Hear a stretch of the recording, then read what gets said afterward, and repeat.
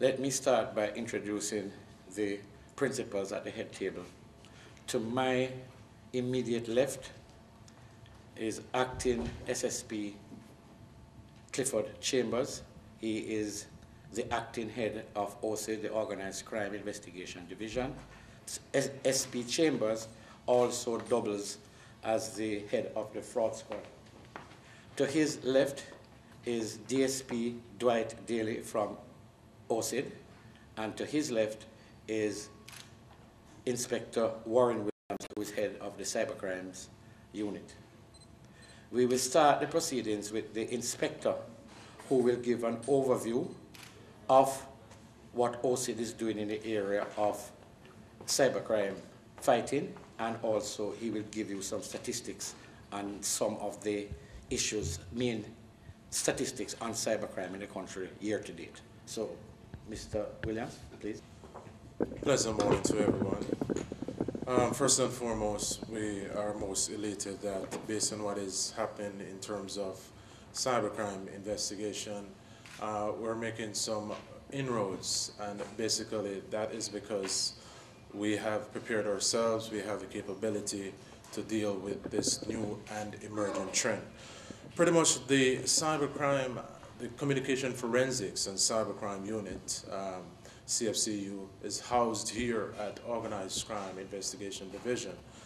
The Cybercrime Unit has been in existence since 2007, and based on the convergence of technology in terms of mobile and computers, we thought it fit that we merge three separate units, the Digital Forensic Unit and the Communications Intelligence Unit, and that came into existence in December 2010.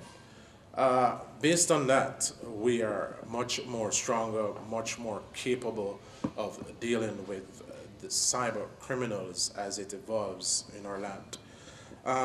To date, for this year, we have had over 1,000 reported cybercrime incidents, and that has been broken down into over 400 mobile-related, over 600 digital-related crimes. What it means is that for a cybercrime to be committed, it's any device that is digital or has the capability to process a program. It can be either by itself or connected on a network. So if a device exists standing alone all by itself, someone illegally or unauthorizedly access your digital device, they have committed a breach of a cybercrime. We have seen different types of crimes evolving as they categorize in terms of internet-related crimes. We have cyber defamation, unauthorized access, impersonation, obscene publication, denial of service, and the list goes on. But as we prepare ourselves in terms of our staff, our capabilities, we're getting there, and we think that we're making serious inroads into dealing with this new trend in terms of cyber crimes. Thank you. That's the background, a general background. Thank you very much, Inspector Williams, for your presentation. We get into some specifics now, and one case in particular. So at this time, please allow me to introduce Acting SSP Clifford Chambers. Morning, ladies, gentlemen. Let me thank you for being a part of this press conference that we have here this morning, treating with a case that I'm sure that a lot of you might be aware of, and obviously has sent rippling effects through our country. And this has to do with cybercrime extortion.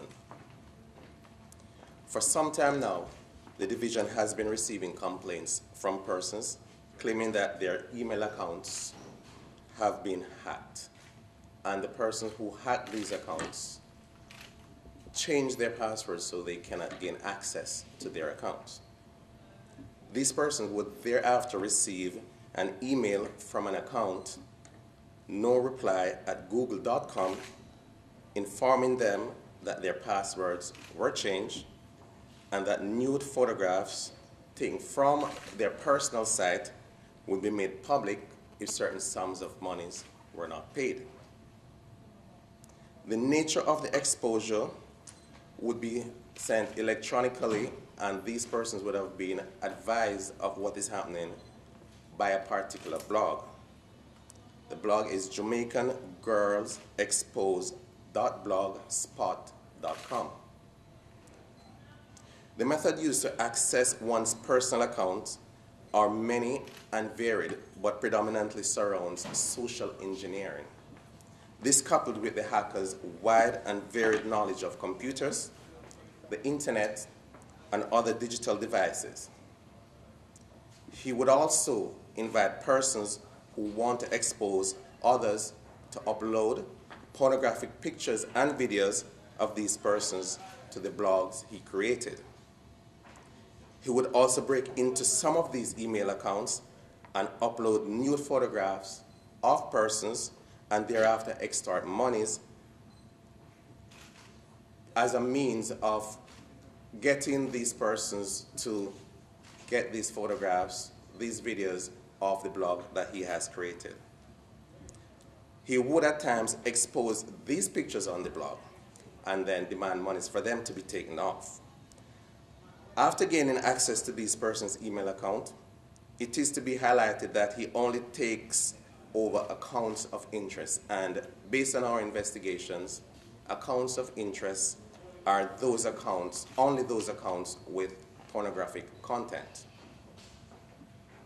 Many of these victims are provided with an email address posted on the Jamaican Girls Exposed blog to make contact if they're interested in having the pictures taken off. Persons with their telephone contact attached to their emails would receive calls from these numbers: 575-0791, 864-6164, and 507-4037. With the support of external partners and our members here at Organized Crime, in the first instance, our intelligence unit, which I must say did a marvelous job in capturing, analyzing the mode of operation of the main player, specific role others played, and provided leads on the varying activities. Several addresses within the corporate area and St. Catherine were identified and labeled as locations of interest. And again, the hard-working team here at the Organized Crime Investigation Division, with the support of the Mobile Reserve, executed search warrants at these locations, resulting in the arrest of a person who we considered to be the main player. That person is Ronald Oates of a Kingston address. Several digital items, including computers, cell phones, wireless modem, thumb drives, and telephone SIM cards were among the things seized at the location where he was found. And all these were critical to the ensuing investigation. These items were forensically examined, and a wide array of pornographic photographs and videos were seen, some of which are related to complaints which were made here, others we hear in the media. The person in our custody has since been interviewed, charged, and charged under several offenses treating with the Cybercrime Act, obscene publication, and the Larceny Act. My Assistant Deputy Superintendent, Dwight Daly, will speak in more detail as to the specific charges that he was charged with. Let me use this opportunity to remind us all of the fragility of our personal information in cyberspace, and to note the vulnerability of our cyberspace in today's world. Everyone is affected, as communication has no borders or boundaries. As a citizen of a digital world and a global communication village, we must start doing more to secure our information. The following are some of the tips that will help us all. Always password protect your computer, private or public, wired or wireless. Always use an alphanumeric password format. Never store password carelessly. Always ensure system firewalls are active to prevent unauthorized system access. Avoid placing too much personal information on the social network. And probably the most important is avoid uploading pornographic material to the web.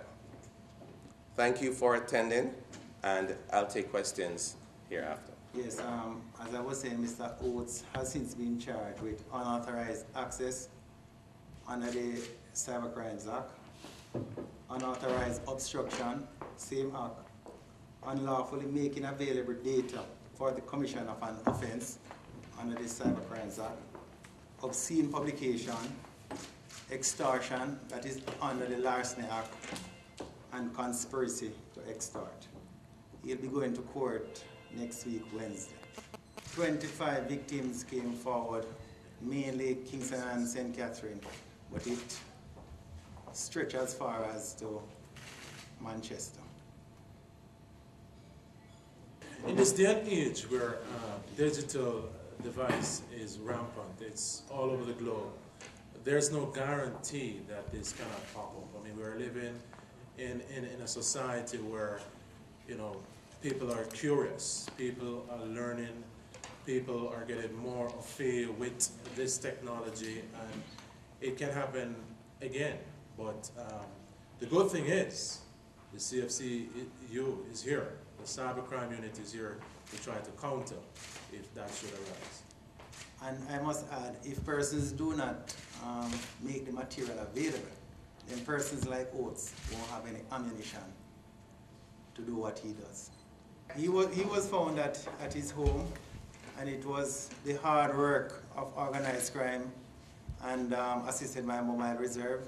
There was a lot of surveillance, a lot of intelligence gathering, extensive investigations, and we made our move on Monday of this week, and he was charged today.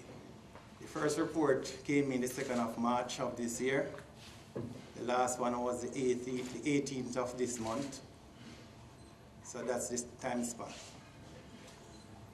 If I may just follow up on that question, because there might be varying reasons why persons reported the matter, asked for our assistance or intervention. There might also be reasons why people have not come forward. The nature of an offense like this gives one the view that persons, because of fear, because of intimidation, may choose not to come in. But this doesn't mean that we will not be getting more complaints, because based on the analysis of a lot of the items that were found, there are far more persons who have been affected than complaints that we do have, far, far more. So with that, we're anticipating that there might be more complaints, but we cannot say how many more or if any more will come at all. What I'll do is stay clear of specific numbers. All I'll say is that it's in the hundreds. And as it relates to naming specific person, because of the nature of the investigation at this stage, it has not yet brought to the court, and there is a notion of confidentiality given the nature of the crime. So we'll decline at this time to give names of persons who were affected. Yes, indeed, cybercrime is on the rise in this land, as the Superintendent Chambers would have alluded in his presentation. We have to be responsible as citizens and be careful of what we put on digital media. I mean, there's no borders, there's no boundaries. And what this means is that, I mean, you can be affected from any of our neighbors or countries throughout the world. We speak of the internet. So of course we have access to all these technology, and we're seeing more and more where a lot of crimes are facilitated by technology in terms of the internet, mobile phones, computers, and that's the trend. In terms of arrest, there are a lot of cases that we're still investigating. I mean, in terms of investigating cyber crimes, it takes time. You know, but there are a lot of cases that, as you know, based on our judiciary system, you know, what we have solved so far, it could be in the amount of about 30%, but there are a lot that are still being investigated as we speak. And it was paid over. Yes. 5 to 20,000 range. Per person, he normally asks for like 10,000, 20,000. The maximum he would ask for was 100,000. Total money paid over is approximately 150,000.